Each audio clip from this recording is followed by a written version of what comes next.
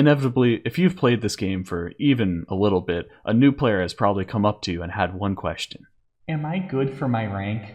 And you might not have known how to answer that question. But as an experienced player, I can tell you once and for all, that rank means nothing. Rank has nothing to do with your skill level in the game. And it's kind of a weird concept because compared to other online esports or games where you might have a matchmaking rank, right? And you might be based upon that. Osu's ranking system is entirely solo driven. It's about the plays that you set in single player on your own time. And this isn't just something that new players struggle with. I even had experienced players, even myself, kind of struggle with this idea where it's like, oh, I feel like I should be, trying to go for a higher rank, trying to gain more PP. But then I realize we're all just fundamentally misunderstanding what rank is. Quite literally, your ranking in the world is dependent on how high your PP is compared to everyone else. That's it. Rank is entirely based on PP, and I'm sure, just like I can immediately, everyone watching this video can think of at least 4 to 5 different things that are terribly wrong with the PP system. The PP system famously does not capture skill as well as it should. Maybe I'm being a bit harsh though, because the PP system in its current state is already the most balanced it has ever been in its history. So I will give credit where it's due, but it's still lacking some of the fundamental, most important skill sets in the game, such as reading. It just goes completely unaccounted for. While other skill sets may be either overvalued or undervalued, you can argue about that. It's just the number value that PP outputs for different maps is already just kind of a red flag when it comes to trying to assess your rank versus skill. Now let's go a little bit deeper. There's one thing that I know everyone's been waiting for me to talk about that has ultimately changed PP forever, which is farming. Back in the olden days of 2014, when the PPv2 system was just released, top players used to just play maps, right, that were hard, and they would get rewarded a certain number of points for it. People quickly figured out some maps that gave a little bit more PP than they definitely should, so they would play those to slightly boost their rank or slightly boost their PP number. Now those maps got millions of play count because everybody wanted some PP. Mappers, realizing this and capitalizing on this, decided to make maps that gave more PP than they should. And then players, who would eventually get passed up by people playing those maps, would play them in turn to try and, gain more PP than their rivals, which gave it millions and millions of play count, and the cycle repeats as mappers realize the only way to get play count is to make farm maps, and the only way to gain PP is to play those farm maps, which makes the mappers make the farm maps.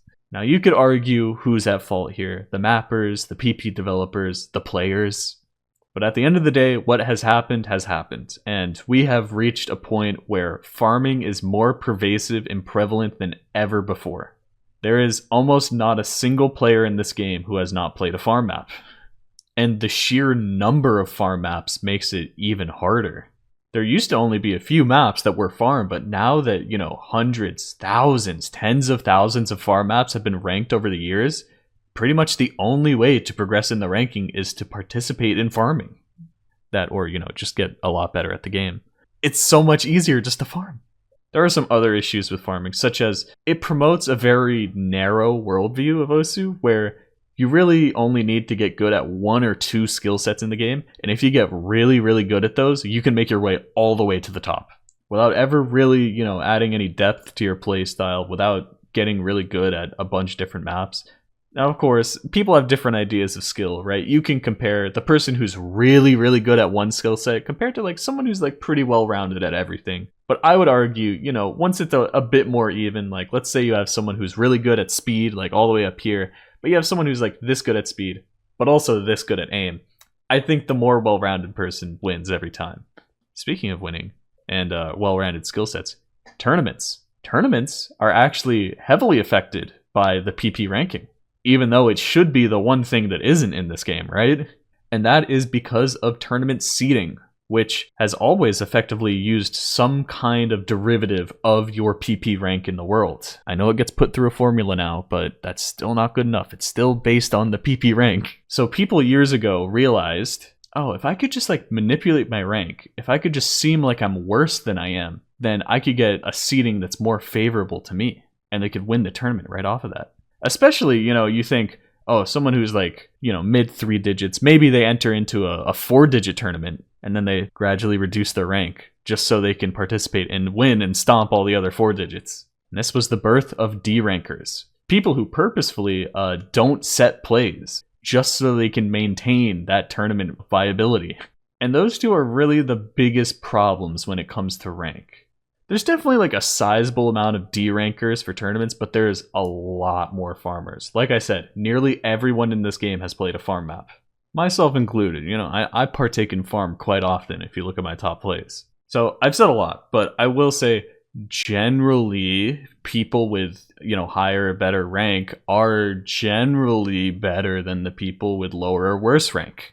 Or I guess higher is like a bigger number, lower is smaller. So maybe like flip what I said. You know what I mean. It's just not very useful, and it's becoming less and less useful as a metric as time goes on. So what does your rank mean? I've tried to have this outlook in the past. I've thought of it this way. Your ranking tells you how much you have farmed compared to everyone else in the world. Think about it. That's really what the ranking is. Now, of course, you might set, you know, a really good play on what people wouldn't consider as a farm map, but the people who have farmed more are always going to win. You can really like beat yourself up over this. And I think this is where the question fundamentally comes from. It is new players who feel like they're kind of stuck, or feel like they haven't been improving, or they're worried about their progress in the game. And they really shouldn't have to worry about that, and they shouldn't have to beat themselves up over having, you know, a certain rank, when rank, especially, you know, at that level is so volatile. It can be a motivator, right? You can be like, oh, I want to get past, you know, this rank barrier or this PP barrier. And those can be great goals to have, but it can also be the biggest demotivator of all. Seeing all your friends surpass you in rank, feeling like you're stuck, feeling like you just can't get any high PP plays, it's tough. So I think the biggest lesson is to just take rank for what it actually is, and not what your brain keeps telling you it is. So are you good for your rank? Who cares, man? Just look at your plays. Are you proud of your plays? Are you proud of the things that you are doing? Are you proud of how deep your skill set is and the things that you're able to achieve, all the different types of maps that you're able to compete in? Let that determine your self-worth, instead of just a number that'll change because someone played Haramachi Clover and passed you. Well, my friends, I think that's all my rambling, all my thoughts. So let me know what you think, and give me more ideas for discussion videos in the comments. See you later.